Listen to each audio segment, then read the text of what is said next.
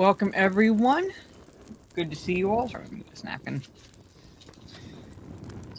But we are back with another reading stream. Now, what I'm thinking about doing, even though it's going to kill my voice to do so, but since I want to start reading horror stories, the closer we get to October, like September-October time frame, what I might do is not only double up the reading streams, at least for August, to get through book 4, or technically book 4, but part 2 of the Two Towers, but double the chapters too.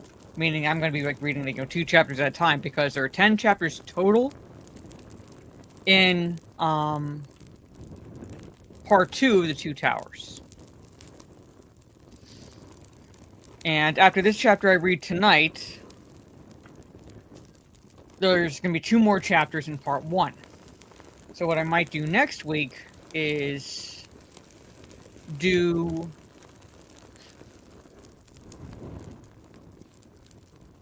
basically start doubling up the chapters, because that way I'll be able to get through part 2 of the Two Towers in August, and then use September and October, take a break from Lord of the Rings, and use September and October to go into reading horror stories, like, Dracula, Hellbound Heart, and so forth. So that's what I'm going to need. So that's what I want to do, because I don't want to end it, or at least take the pause before I'm done reading the Two Towers. So that's what I'm going to have to do. So I was factoring in that and everything. I'm going to read 1 chapter tonight, and then next week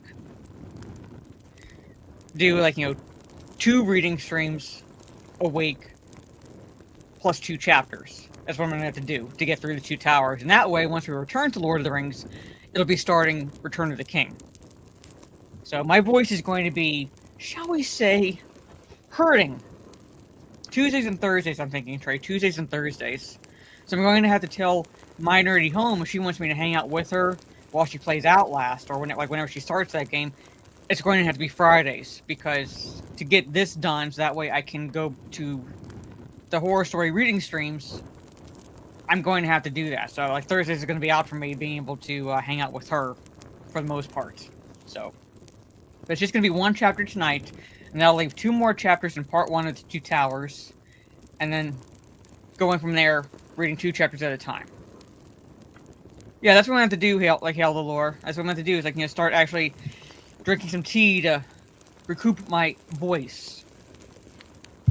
So, but hey, Jana, but welcome everyone. I'm going to read 1 chapter tonight, so that way it's it's 2 chapters left, and then I can go with the plan I have to read 2 chapters at a time. So, but this one, like I said, we've survived Helm's Deep, we won that battle, and we've made our way to Isengard. So let's see how the Ents have fared against Saruman. Alright, so we have chapter 9, entitled Flotsam and Jetsam. Alright. So, Gandalf and the king's company rode away, turning eastward to make the circuit of the ruined walls of Isengard. But Aragorn, Gimli, and Legolas remained behind. Leaving Eärendil and Hasufel to stray in search of grass, they came and sat beside the hobbits. Well, well, the hunt is over, and we meet again at last, where none of us ever thought to come, said Aragorn. And now that the Great Ones have gone to discuss high matters, said Legolas, the hunters can perhaps learn the answers to their own small riddles. We tracked you as far as the forest, but there are so many things that I should like to know the truth of. And there is a great deal, too, that we want to know about you, said Merry. We have learnt a few things through Treebeard, the old Ent, but that is not nearly enough. All in good time, said Legolas. We were the hunters, and you should give an account of yourselves to us first. Or second, said Gimli. It would go better after a meal. I have a sore head, and it is past midday. You truants might make amends by finding us some of the plunder that you spoke of. Food and drink would pay off some of my score against you. Then you shall have it, said Pippin. Will you have it here, or in more comfort in what's left of Saruman's guardhouse? Over there, under the arch. We had to picnic out here, so as to keep an eye on the road. Less than an eye, said Gimli, but I will not go into any orc house, nor touch orcs' meat or anything that they have mauled. We wouldn't ask you to, said Merry. We have had enough of orcs ourselves to last a lifetime. But there were many other folks in Isengard. Saruman kept enough wisdom not to trust his orcs. He had men to guard his gates, some of his most faithful servants, I suppose, Anyway, they were favored and got good provisions. And pipeweed? Asked Gimli. No, I don't think so, Mary laughed, but that is another story, which can wait until after lunch. Well, let us go and have lunch then, said the dwarf. The hobbits led the way, and they passed under the arch and came to a wide door upon the left, at the top of a stair. It opened direct into a large chamber with other smaller doors at the far end, and a hearth and chimney at one side. The chamber was hewn out of the stone, and it must once have been dark, for its windows looked out only onto the tunnel. But light came in now through the broken roof. On the hearthwood was burning. I lit a bit of fire, said Pippin. It cheered us up in the fogs. There were a few faggots about. Not what you think. And most of the wood we could find was wet. But there's a great draught in the chimney. It seems to wind away up through the rock. And fortunately it has not been blocked. A fire is handy. I will make you some toast. The bread is 3 or 4 days old, I am afraid. Aragorn and his companions sat themselves down at one end of the long table, and the hobbits disappeared through one of the inner doors. Storeroom in there, and above the floods, luckily, said Pippin, as they came back laden with dishes, bowls, cups, knives, and food of various sorts. And you need not turn up your nose at the provender, Master Gimli, said Merry. This is not orc stuff, but man food, as Treebeard calls it. Will you have wine or beer? There's a barrel inside there, very passable, and this is first-rate salted pork. Or I can cut you some rashers of bacon and broil them, if you like. I'm sorry there's no green stuff. The deliveries have been rather interrupted in the last few days. I cannot offer you anything to follow but butter and honey for your bread. Are you content? Indeed, yes, said Gimli. The score is much reduced. The three were soon busy with their meal, and the two hobbits unabashed set to a second time. We must keep our guests company, they said. You're full of courtesy this morning, laughed Legolas. But maybe if we had not yet arrived, you would have already been keeping one another company again. Maybe, and why not, said Pippin. We had foul fare with the Yorks, and little enough for days before that. It seems a long while since we could eat to heart's content. It does not seem to have done you any harm, said Aragorn. Indeed, you look in the bloom of health. Aye, you do indeed, said Gimli, looking them up and down over the top of his cup. Why, your hair is twice as thick and curly as when we parted. And I would swear that you have both grown somewhat, if that is possible for hobbits your age. This Treebeard, at any rate, has not starved you. Okay, last toxic male. He is not, said Merry, but Ents only drink, and drink is not enough for content. Treebeard's draughts may be nourishing, but one feels the need of something solid, and even Lembas is none the worse for a change. You have drunk of the waters of the Ents, have you? Said Legolas. Ah, then I think it is likely that Gimli's eyes do not deceive him. Strange songs have been sung of the draughts of Fangorn. Many strange tales have been told about that land, said Aragorn. I have never entered it. Come, tell me more about it, and about the Ents. Ents, said Pippin. Ents are all different from one thing, but their eyes are very odd. He tried a few fumbling words that trailed off into silence. Oh well, he went on. You have seen some at a distance already. They saw you at any rate, and reported that you were on the way, and you will see many others, I expect, before you leave here. You must form your own ideas. Now, said Gimli, we are beginning the story in the middle. I should like a tale in the right order, starting with that strange day when our fellowship was broken. You shall have it if there is time, said Merry, but first, if you have finished eating, you shall fill your pipes and light up. And then, for a little while, we can pretend that we are all back safe at Bree again, or in Rivendell. He produced a small leather bag full of tobacco. We have heaps of it, he said, and you can all pack as much as you wish when we go. We did some salvage work this morning, Pippin and I. There are lots of things floating about. It was Pippin who found 2 small barrels, washed up out of some cellar or storehouse, I suppose. When we opened them, we found they were filled with this, as fine a pipeweed as you could wish for, and quite unspoiled. Gimli took some and rubbed it in his palms and sniffed it. It feels good, and it smells good, he said. It is good, said Merry. My dear Gimli, it is long-bottom leaf. There were the hornblower brand marks on the barrels, as plain as plain. How it came here I can't imagine. For Saruman's private use, I fancy. I never knew that it went so far abroad, but it comes in handy now. It would, said Gimli, if I had a pipe to go with it. Alas, I lost mine in Moria, or before. Is there no pipe in all your plunder? No, I'm afraid not, said Merry. We have not found any, not even here in the guard rooms. Saruman kept this dainty to himself, it seems, and I don't think it would be of any use knocking on the doors of Orthanc to beg a pipe of him. We shall have to share pipes, as good friends must at a pinch. Half a moment, said Pippin. Putting his hand inside the breast of his jacket, he pulled out a little soft wallet on a string. I keep a treasure or two near my skin, as precious as rings to me. Here's one, my old wooden pipe. And here's another, an unused one. I have carried it a long way, though I don't know why. I never really expected to find any pipe weight on the journey when my own ran out, but now it comes in useful after all. He held up a small pipe with a wide, flattened bowl and handed it to Gimli. Does that settle the score between us, he said. Settle it, cried Gimli. My most noble hobbit, it leaves me deep in your debts. Well, I'm going back into the open air to see what the wind and sky are doing, said Legolas. Well, we will come with you, said Aragorn. They went out and seated themselves upon the piled stones before the gateway. They could see far down into the valley now.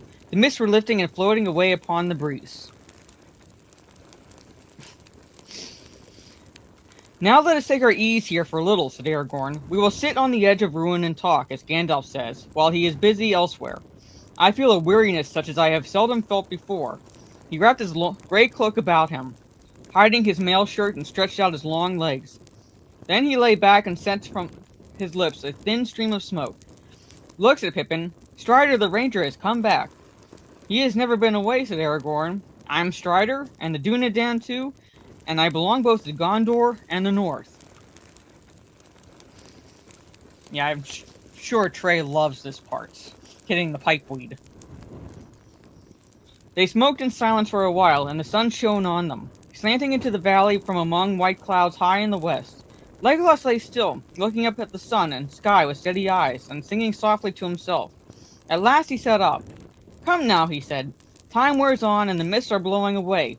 Or would if you strange folk did not wreathe yourselves in smoke. What of the tale? Well, my tale begins with waking up in the dark and finding myself all strung up in an orc camp, said Pippin. Let me see, what is today? The 5th of March in the Shire reckoning, said Aragorn. Pippin made some calculations on his fingers. Only 9 days ago, he said.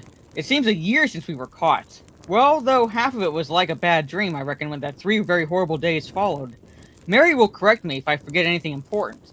I'm not going into details. The whips and the filth and stench and all that. It does not bear remembering. With that, he plunged into an account of Boromir's last fight and the orc march from Emmenmuil to the forest. The others nodded at various points, or fitted in with their guesses. Here are some treasures that you let fall, said Aragorn.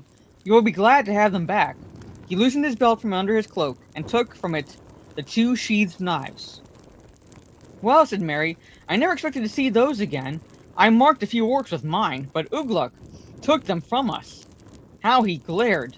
At first I thought he was going to stab me, but he threw the things away as if they burned him. And here's also your brooch, Pippin, said Aragorn. I have kept it safe, for it is a very precious thing. I know, said Pippin, it was a wrench to let it go, but what else could I do? Nothing else, answered Aragorn. One who cannot cast away a treasure at needs is in fetters. You did rightly. The cutting of the brands on your wrists, now is smart work, said Gimli. Luck served you there, but you seized your chance with both hands, one might say. And set us a pretty riddle, said Legolas. I wondered if you'd grown wings. Unfortunately not, said Pippin, but you did not know about Grishnak. He shuddered and said no more, leaving Merry to tell of those last horrible moments, the pawing hands, the hot breath, and the dreadful strength of Grishnak's hairy arms. All this about the orcs of Barad-dûr, Lugburs, as they call us, makes me uneasy, said Aragorn. The Dark Lord already knew too much, and his servants also, and Grishnak evidently sent some message across the river after the quarrel. The Red Eye will be looking towards Isengard, but Saruman, at any rate, is in a cleft stick of his own cutting. Yes, whichever side wins, his outlook is poor, said Merry. Things began to go all wrong for him from the moment his orcs set foot in Rohan. We caught a glimpse of the old villains. Sorry. Turn off notifications. We caught a glimpse of the old villain, or so Gandalf hints, said Gimli, on the edge of the forest. When was that? Asked Pippin. 5 nights ago, said Aragorn. Let me see, said Merry. 5 nights ago. Now we come to a part of the story you know nothing about. We met Treebeard that morning after the battle, and that night we were at Wellinghall, one of his Ent houses.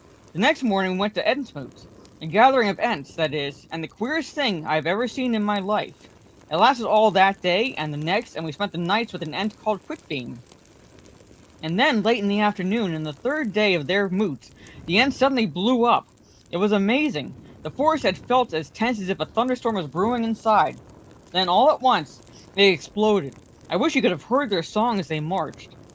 If Saruman had heard it, he would be 100 miles away by now, even if he had to run on his own legs, said Pippin. Though Isengard be strong and hard, as cold as stone and bare as bone, we go to war, to hew the stone and break the door. Last toxic mail, you get that blasphemy out of my chats. There was very much more. A great deal of the song had no words, and was like a music of horns and drums. It was very exciting. But I thought it was only marching music and no more, just a song, until I got here. I know better now. We came down over the last ridge into Nan Kurunir, after night had fallen, Mary continued. It was then that I first had the feeling that the forest itself was moving behind us. I thought I was dreaming an Entish dream, but Pippin had noticed it too. We were both frightened, but we did not find out more about it until later. It was the Horons, or so the Ents called them in short language. Treebeard won't say much about them, but I think they are Ents that have become almost like trees, at least to look at. They stand here and there in the wood or under its eaves, silent, watching endlessly over the trees. But deep in the darkest dales there are hundreds and hundreds of them, I believe. There is a great power in them, and they seem able to wrap themselves in shadow. It is difficult to see them moving, but they do. They can move very quickly, if they are angry. You stand still looking at the weather, maybe, or listening to the rustling of the wind, and then suddenly you find that you are in the middle of a wood with great groping trees all around you. They still have voices and can speak with the Ents. That is why they are called Horons, Treebeard says. But they have become queer and wild, dangerous. I should be terrified of meeting them, if there were no true Ents about to look after them. Well, in the early night, we crept down a long ravine into the upper end of the Wizard's Vale, the Ents with all their rustling Horons behind. We could not see them, of course, but the whole air was full of creaking. It was very dark, a cloudy night. They moved at a great speed as soon as they had left the hills, and made a noise like a rushing wind. The moon did not appear through the clouds, and not long after midnight there was a tall wood all around the north side of Isengard. There was no sign of enemies, nor of any challenge. There was a light gleaming from a high window in the tower. That was all. Treebeard and a few more Ents crept on, right around to within sight of the great gates. Pippin and I were with them. We were sitting on Treebeard's shoulders, and I could feel the quivering tenseness in him. But even when they are roused, Ents are very cautious and patient. They stood still as carved stones, breathing and listening. Then all at once there was a tremendous stir. Trumpets blared, and the walls of Isengard echoed. We thought that we had been discovered, and that battle was going to begin. But nothing of the sort. All Saruman's people were marching away. I don't know how much about this war, or about the horsemen of Rohan, but Saruman seems to have meant to finish off the king and all his men with one final blow. He emptied Isengard. I saw the enemy go, endless lines of marching orcs and troops, of them mounted on great wolves, and there were battalions of men too. Many of them carried torches, and in the flare I could see their faces. Most of them were ordinary men, rather tall and dark-haired, and grim, but not particularly evil-looking. But there were some others that were horrible. Men high, but with goblin faces, sallow, leering, squint-eyed. Do you know, they reminded me at once of that southerner in Bree, only he was not so obviously orc-like, as most of these were. I thought of him too, said Aragorn. We had many of these half-orcs to deal with at Helm's Deep. It seems plain now that the southerner was a spy of Saruman's, but whether he was working with the Black Riders or for Saruman alone, I do not know. It is difficult with these evil folk to know when they are in league, and when they are cheating one another. Well, of all sorts together, there must have been 10,000 at the very least, said Mary. They took an hour to pass out of the gates. Some went off down the highway to the fords, and some turned away and went eastward. A bridge has been built down there, about a mile away, where the river runs in a very deep channel. You could see it now if you stood up. They were all singing with harsh voices and laughing, making ridiculous or hideous din. I thought things looked very black for Rohan, but Treebeard did not move. He said, "My business is with Isengard tonight, with rock and stone." But though I could not see what was happening in the dark, I believed that Horons began to move south. That's toxic mail. As soon as the gates were shut again, their business was with orcs, I think. They were far down the valley in the morning, or at any rate, there was a shadow there that one couldn't see through. As soon as Saruman had sent off all his army, our turn came. Treebeard put us down and went up to the gates and began hammering on the doors and calling for Saruman. There was no answer, except arrows and stones from the walls. But arrows are of no use against Ents. They hurt them, of course, and infuriate them like stinging flies, but an Ent can be stuck as full of orc arrows as a pincushion and take no serious harm. They cannot be poisoned, for one thing, and their skin seems to be very thick and tougher than bark. It takes a very heavy axe stroke to wound them seriously. They don't like axes. But there would have to be a great many axemen to one Ent. A man that hacks once at an Ent never gets a chance of a second blow. A punch from an Ent fist crumples up iron like tinfoil. Welcome everyone again. When Treebeard had got a few arrows in him, he began to warm up, to get positively hasty, as he would say. He let out a great hum, and a dozen more Ents came striding up. An angry Ent is terrifying. Their fingers and their toes just freeze onto rock, and they tear it up like bread crust. It was like watching the work of great tree roots in 100 years, all packed into a few moments. They pushed, pulled, tore, shook, and hammered. And clang bang, crash crack, in 5 minutes they had these huge gates just lying in ruin. And some were already beginning to eat into the walls, like rabbits in the sand pits. I don't know what Saruman thought was happening, but anyway, he did not know how to deal with it. His wizardry may have been falling off lately, of course, but anyway, I think he has not much grit. Not much plain courage alone in a tight place without a lot of slaves and machines and things. If you know what I mean. Very different from old Gandalf. I wonder if his fame was not all along mainly due to his cleverness in settling at Isengard. No, said Aragorn. Once he was as great as his fame made him. His knowledge was deep, his thought was subtle, and his hands marvelously skilled, and he had a power over the minds of others. The wise he could persuade, and the smaller folk he could daunt. That power he certainly still keeps. There are not many in Middle-earth that I should say were safe, if they were left alone to talk with him. Even now, when he was suffered a defeat. Gandalf, Elrond, and Galadriel, perhaps now that his wickedness has been laid bare, but very few others. The Ents are safe, said Pippin. He seems at one time to have got around them, but never again. And anyway, he did not understand them, and he made the great mistake of leaving them out of his calculations.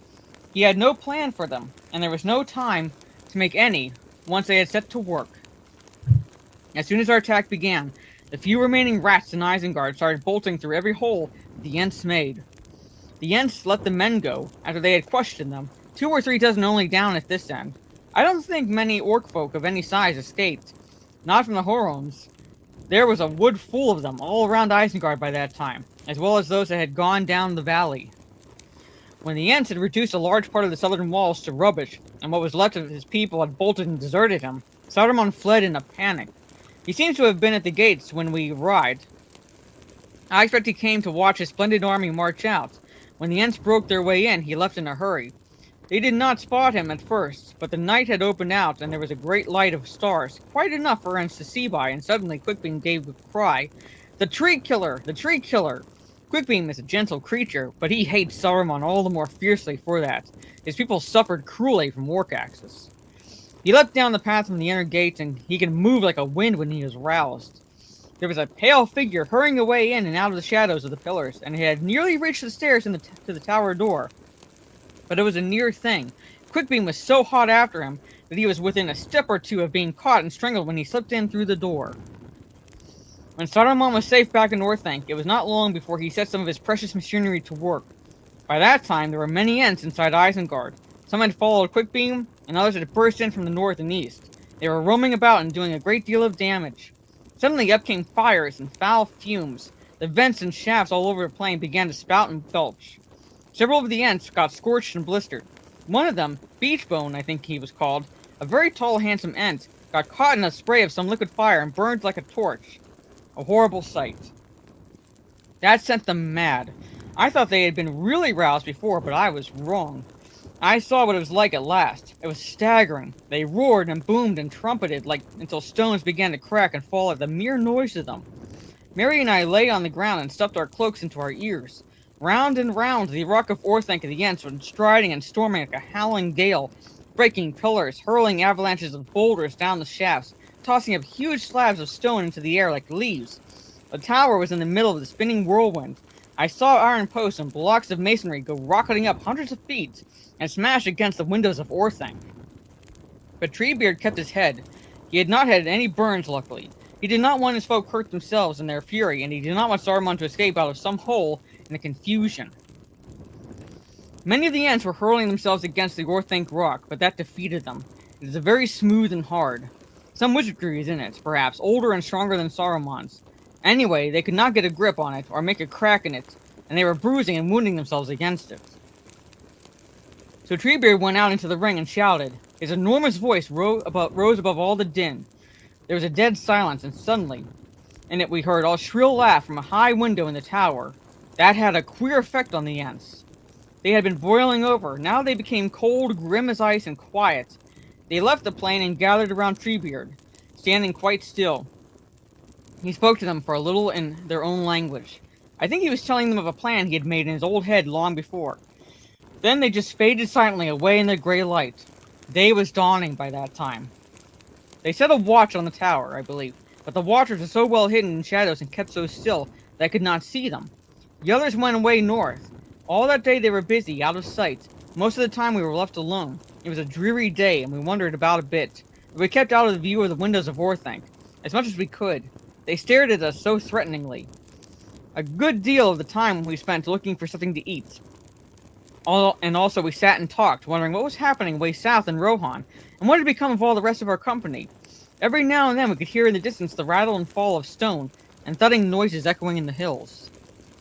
In the afternoon we walked around the circle, and went to have a look at what was going on.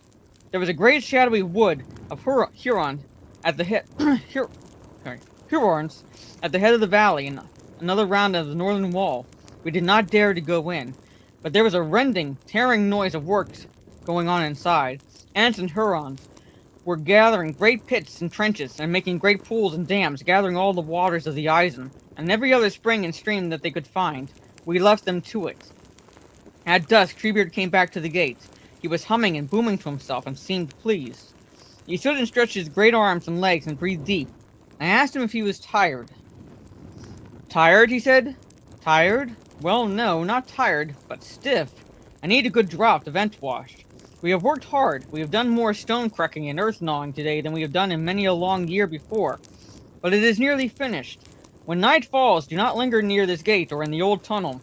Water may come through, and it will be a foul water for a while, until all the filth of Saruman is washed away. Then Isen can run clean again. He began to pull down a bit more of the walls, in a leisurely sort of way, just to amuse himself.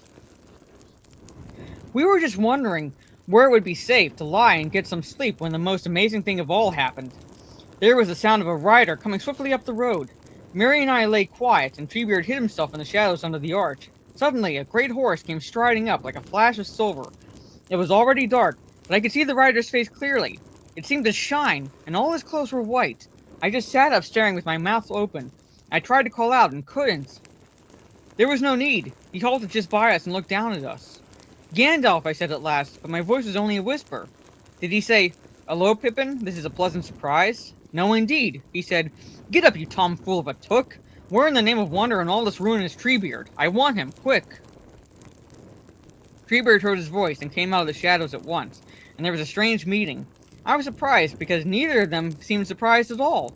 Gandalf obviously expected to find Treebeard here, and Treebeard might have almost have been loitering about near the gates on purpose to meet him.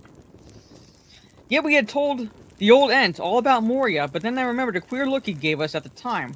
I can only suppose that he had seen Gandalf or had some news of him, but would not say anything in a hurry. Don't be hasty is his motto, but nobody, not even elves, will say much about Gandalf's movements when he is not there. Gandalf, said Treebeard, I am glad you have come. Wood and water, stock and stone, I can master, but there is a wizard to manage here. Treebeard, said Gandalf, I need your help. You've done much, but I need more. I have about 10,000 orcs to manage. Then those two went off and had a council together in some corner. It must have seemed very hasty to Treebeard, for Gandalf was in a tremendous hurry, and was already talking at a great pace before they passed out of hearing. They were only away a matter of minutes, perhaps a quarter of an hour, Then Gandalf came back to us, and he seemed relieved, almost merry. He did not say he was glad to see us then.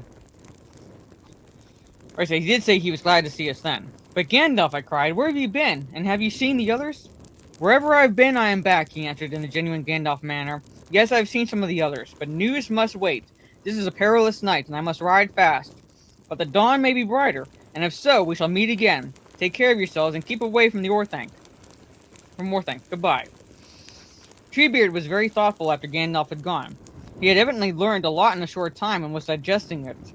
He looked at us and said, well, I find you not such hasty folk as I thought.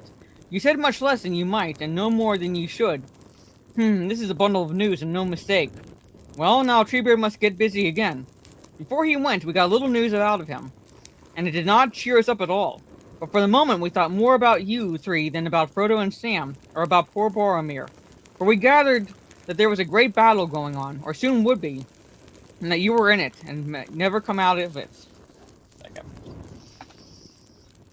Hurons will help, said Treebeard. Then he went away, and we did not see him again until this morning. It was deep night. We lay on top of a pile of stone and could see nothing beyond it. Mist or shadows blotted out everything like a great blanket all around us.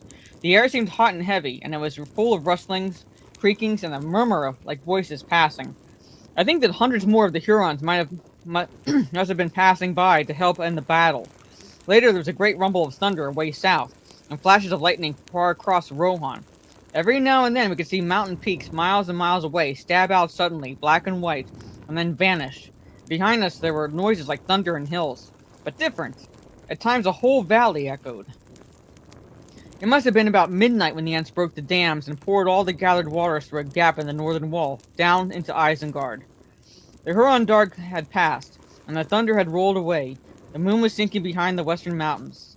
Isengard began to fill up with black creeping streams and pools. They glittered in the last light of the moon as they spread over the plain.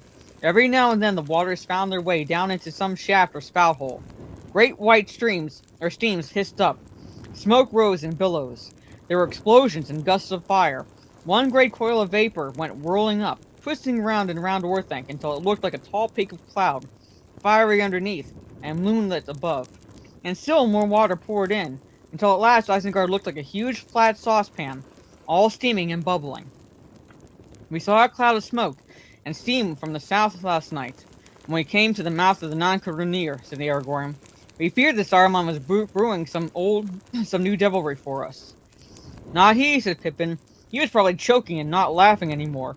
By the morning yesterday morning, the water had sunk down into all the holes, and there was a dense fog. We took refuge in that guard room over there, and we had rather a fright. The lake began to overflow and pour out through the old tunnel, and the water was rapidly rising up the steps. We thought we were going to get caught like orcs in a hole, but we found a winding stair at the back of the storeroom that brought us out on top of the arch. It was a squeeze to get out, as the passages had been cracked and half blocked with fallen stone near the top. There we sat high above the floods and watched the drowning of Isengard. The Ents kept on pouring in more water, till all the fires were quenched and every cave filled. The fog slowly gathered together and steamed up into a huge umbrella of cloud. It must have been a mile high. In the evening there was a great rainbow over the eastern hills, and then the sunlight was blotted out by a thick drizzle on the mountain sides. It all went very quiet. A few wolves howled mournfully far away. The Ents stopped the inflow in the night and sent the Isen back into its old course. And that was the end of it all. Since then the water has been sinking again. There must be outlets somewhere from the caves underneath, I think. If Saruman peeps out of any of his windows, it must look an untidy, dreary mess. We felt very lonely. Not even a visible Ent to talk to in all the ruin, and no news. We spent the night up on top, there above the arch, and it was cold and damp, and we did not sleep. We had a feeling that anything might happen at any minute. Saruman was still in his tower. There was a noise in the night like a wind coming up the valley. I think the Ents and Hurons that had been away came back then, but where would they have all gone to now, I don't know. It was a misty, moisty morning when we climbed down and looked around again, and nobody was about. And that is about all there is to tell. It seems almost peaceful now after all the turmoil, and safer too, somehow, since Gandalf came back. I could sleep. They all fell silent for a while. Gimli refilled his pipe. "There's one thing I wonder about," he said as he lit with his faint flint and tinder. "Wormtongue. You told Theoden he was with Saruman. How did he get there?" "Oh yes, I forgot about him," said Pippin. "He did not get here till this morning. We had just lit the fire and had some breakfast when Treebeard appeared again. We heard him humming and calling our names outside. I have just come round to see how you are faring, my lads," he said, "and to give you some news. Hurons have come back, all's well." "Aye, very well indeed," he laughed and slapped his thighs. "No more orcs in Isengard, no more axes. And there will be folk coming up from the south before the day is old, some that you may be glad to see." He had hardly said that when we heard the sound of hoofs on the road. We rushed out before the gates, and I stood and stared, half expecting to see Strider and Gandalf come riding up at the head of an army. But out of the mist there rode a man on an old tired horse, and he looked a queer twisted sort of creature himself. There was no one else. When he came out of the mist and suddenly saw all the ruin and wreckage in front of him, he sat and gaped, and his face went almost green. He was so bewildered that he did not seem to notice us at all at first. When he did, he gave a cry and tried to turn his horse around and ride off. But Treebeard took 3 strides, put out a long arm, lifted him up out of the saddle. His horse bolted in terror, and he groveled on the ground. He said he was Grima, friend and counselor of the king, and had been sent with important messages from Theoden to Saruman. No one else would dare to ride through the open land so full of foul orcs, he said, so I was sent. And I have had a perilous journey, and I am hungry and weary. I fled far north out of my way, pursued by wolves. I caught the sidelong looks he gave to Treebeard, and I said to myself, "Liar." Treebeard looked at him in his long, slow way for several minutes, till the wretched man was squirming on the floor. Then at last he said, I was expecting you, Master Wormtongue." The man started at that name. "Gandalf got here first, so I know as much about you as I need, and I know what to do with you." "Put all the rats in one trap," said Gandalf, "and I will. I am the master of Isengard now, but Saruman is locked in his tower, and you can go there and give him all the messages that you can think of." Let me go, said Wormtongue. "I know the way." "You knew the way, I don't doubt," said Treebeard, "but things have changed here a little. Go and see." He let Wormtongue go, and he limped off through the arch with us close behind, until he came inside the ring and he could see all the floods that lay between him and Orthanc. Then he turned to us. "Let me go away," he whined. "Let me go away. My messages are useless now." "They are indeed," said Treebeard, "but you have only 2 choices. To stay with me until Gandalf and your master arrive, or to cross the water. Which will you have?" The man shivered at the mention of his master, and put a foot into the water, but he drew back. "I cannot swim," he said. "The water is not deep," said Treebeard. "It is dirty, but that will not harm you, Master Wormtongue. In you go now." With that, the wretch floundered off into the flood. It rose up nearly to his neck before he got too far away for me to see him. The last I saw of him, he was clinging to some old barrel or piece of wood, but Treebeard waded after him and watched his progress. "Well, he has gone in," he said when he returned. "I saw him crawling up the steps like a draggled rat. There is someone in the tower still. A hand came out and pulled him in. So there he is, and I hope the welcome is to his liking. Now I must go and wash myself clean of the slime. I'll be away up on the north side if anyone wants to see me. There is no clean water down here fit for an Ent to drink, or to bathe in. So I will ask you 2 lads to keep a watch at the gate for the folk that are coming. There will be the Lord of the Fields of Rohan. Mark you. You must welcome him as well as you know how. His men have fought a great fight with the orcs. Maybe you know the right fashion of men words for such a lord better than Ents. There have been many lords in the green fields in my time, and I have never learnt their speech or their names. They will be wanting man food, and you know all about that, I guess. So find what you think is fit for a king to eat, if you can. And that is the end of the story. Though I should like to know who this Wormtongue is. Was he really the king's counselor?" "He was," said Aragorn, "and also Saruman's spy and servant in Rohan. Fate has not been kinder to him than he deserves. The sight of the ruin all that he thought so strong and magnificent must have been almost punishment enough. But I fear that worse awaits him." "Yes, I don't suppose Treebeard sent him to Orthanc out of kindness and merry. He seemed rather grimly delighted with the business and was laughing to himself when he went to get his bath and drink. We spent a busy time after that, searching the flotsam and rummaging about. We found 2 or 3 storerooms in different places nearby, above the flood level, but Treebeard sent some Ents down, and they carried off a great deal of the stuff." We want man food for 25, said Ents. So you can see that somebody had counted your company carefully before you arrived.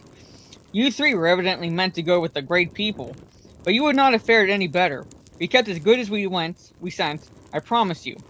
Better because we sent no drink. What about drink? I said to the Ents. There is water of Isen, they said, and that is good enough for Ents and men.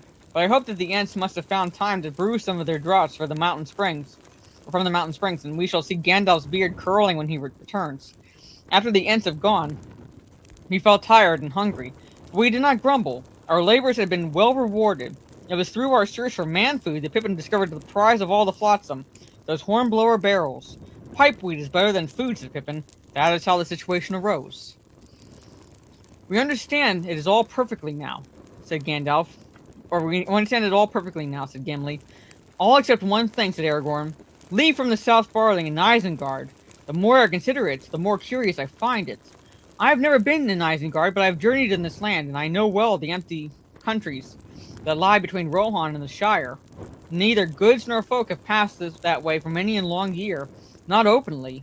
Saruman had secret dealings with someone in the Shire, I guess. Wormtongues may be found in other houses than King Theoden's. Was there a date on the barrels? Yes, said Pippin. It was the 1417 crop. That is last year's. No, the year before, of course. Now a good year. Ah, well, whatever evil was afoot is over now, I hope. Or else it is beyond our reach at present, said Aragorn. Yet I think I shall mention it to Gandalf. Small matter though it may seem among his great affairs. I wonder what he is doing, said Merry. The afternoon is getting on. Let us go and look round. We can enter Isengard now at any rate, Strider, if you want to. But it is not a very cheerful sight. And that is the end of Chapter 9, Flotsam and Jetsam. So next week, I will read the last two chapters of Part 1 of The Two Towers. Technically Book 3. But I will read the last two chapters, so that way, when I begin doubling up the reading streams next week, I can get through Part 2 of The Two Towers. So once I get through that part, I will be able to then pause before returning to read Return of the King, so that I could read more horror stories leading up to Halloween. So, basically, like Bram Stoker's Dracula, Hellbound Hearts, any number of stories. To get you all in the mood for October and the upcoming, basically, Halloween. But that's, basically, that is the chapter of Flotsam and Jetsam. Like, next two chapters we will essentially, discover how Saruman is faring, and so forth, as well as discover or find a little thing called a Palantir. So, and what's a Palantir? Well, you'll find out in the chapter entitled so. Hellbound Heart first, please. Alright.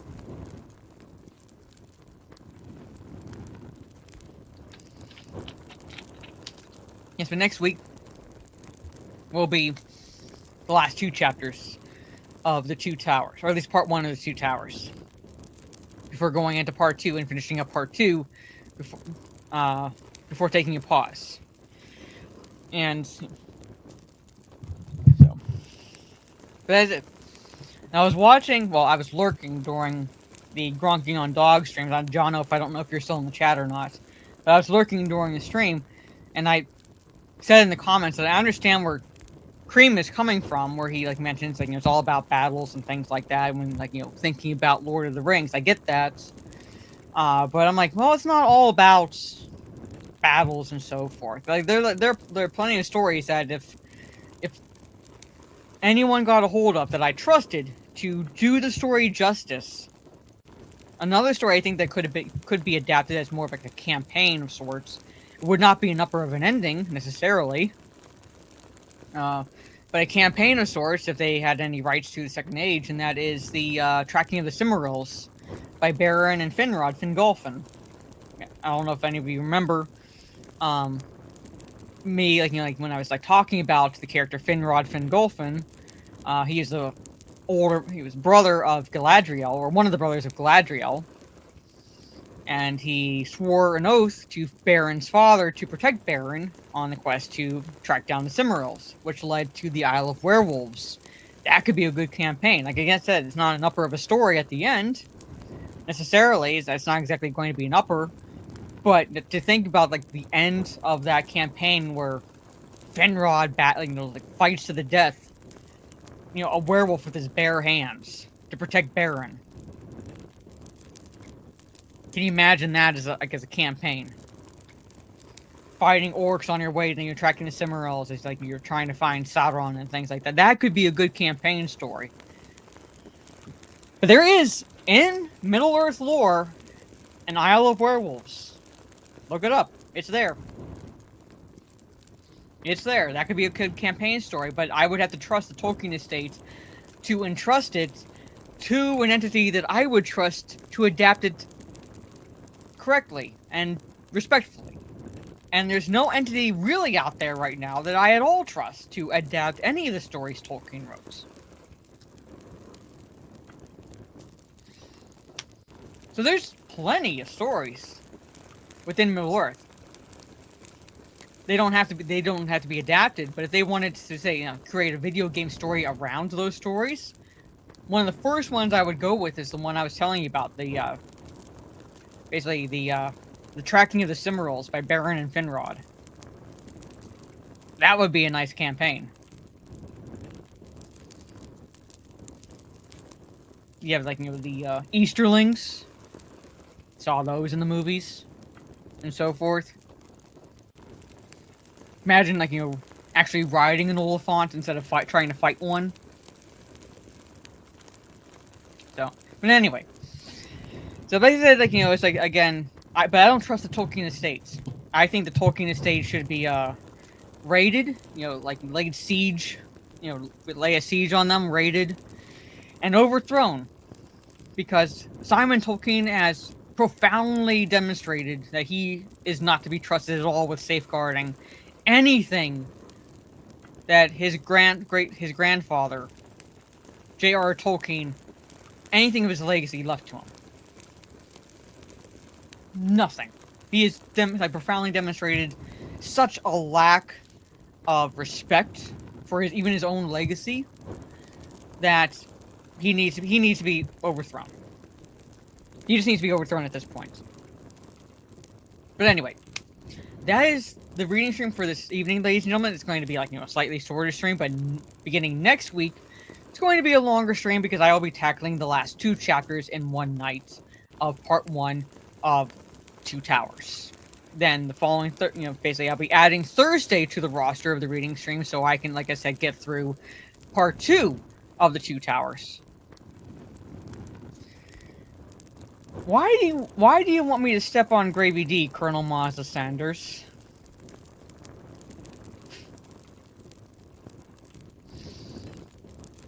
You know what? I would want to see John Graham read parts of Lord of the Rings in whatever accent he wants to try. Like a gabagool accent, his Italian accent, Tony Soprano accent, and so forth. I would want to see him. I also, chat, real fast before last Toxic Mail, I still have a bookmark in here of the page I picked for Mazda to read. The little fucking shirker. Sorry, didn't mean to curse on the reading stream. But the one dodging reading that page from Lord of the Rings, even though you paid him the $20 to read a page from Lord of the Rings.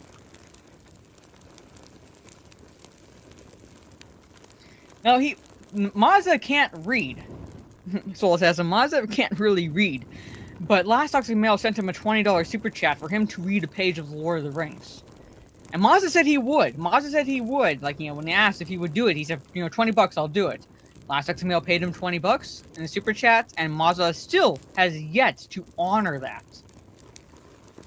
I've picked a page and everything for him to read. It starts on the same page and ends on the same page. It's not like he's going to be lost about what's happening. So. But there it is. Yeah. last I email paid, like, sent us $20 super chat, what Mazza said he would do, and he's dodged. Mazza has basically... Oh, I can't say it. Anyway, I'm not gonna say it. It'll sound a little racist. But anyway. But there it is, chat. But anyway, like, you know, it'll be gaming streams definitely tomorrow, back to Silent Hill 2. Thursday and or Friday will be up in the air because I have no idea if my nerdy home is going to start playing Outlast this week or not. I told her I would hang out in the Discord with her to kind of keep her company because she does not like playing scary games. So I don't know if she's going to start it this week or not. So Thursday and or Friday is up in the air as far as gaming streams go this week. And then Saturday and Sunday, no streams because I'll be watching SummerSlam. Which starts like at 6 p.m. Eastern. Why it's starting that early, I don't know. But it's starting 6 p.m. Eastern, both nights. Yeah, we can do a Hellraiser watch party around the time that I read the book. Because the first movie is literally based on the first book, of the book.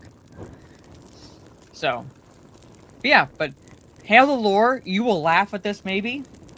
But this is from like a while ago. My nerdy home said, like, you know, like, was telling me about the Outlast game that she had downloaded that she was going to play. This was like, what, last year or something? So I mentioned, oh, that looks pretty cool. Someone gifted me the game, all right? Because she was supposed to play it, and I was going to play it, like, kind of along with her, so that we'd talk about it, essentially. She never started it. I not only started it, but I finished it. Before she ever, she hasn't even started it. And the reason why she hasn't started it is because the icon on her desktop for Outlast scares her. I'm like, she was telling me this on Talk Nerdy, and I said, yeah, it's a horror game. It's supposed to scare you. Anyway. But that is it, ladies and gentlemen. Thank you for hanging out with me during that outro. I appreciate it. I will be, again, like, playing Silent Hill 2 the rest of this week, and then adding another reading stream day beginning next week so I can get through the 2 towers, and then on to horror stories leading up to Halloween. But that, ladies and gentlemen, have a good rest of your day or evening. Hail the Lore, she's supposed to not only play it, but she's supposed to finish it, because I promised her I would play Animal Crossing. I would boot Animal Crossing back up and play it with her. But she has to finish Outlast first. She has to finish it if she wants me to play Animal Crossing with her. But anyway, chat.